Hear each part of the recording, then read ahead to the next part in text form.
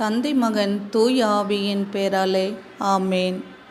புனித மார்க் எழுதிய பரிசுத்த நற்செய்தியிலிருந்து வாசகம்.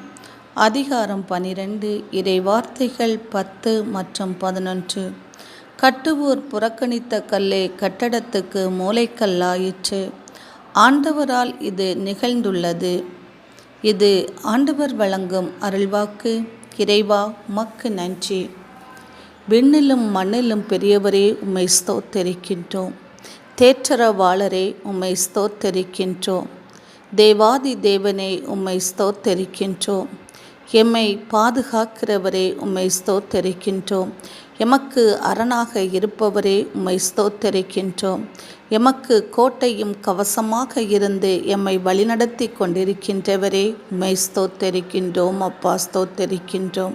அப்பா தகப்பனே, இன்றைய இறை வார்த்தைக்காக உமக்கு கோடான கோடி நன்றிகள் ஏசப்பா. நன்றி அப்பா. ஏசப்பா, மற்றவரால் இகழ்ந்து தள்ளப்பட்டு வெறுத்து ஒதுக்கப்பட்டு யாரெல்லாம் கூனி குறுகி நின்று கொண்டிருக்கின்றார்களோ அவர்களையெல்லாம் நீர் தூக்கி எடுப்பீராக. தூக்கி எடுத்து எந்த இடத்தில் அவமானப்பட்டார்களோ அந்த இடத்தில் நீர் அவர்களை தலைநிமிர செய்வீராக.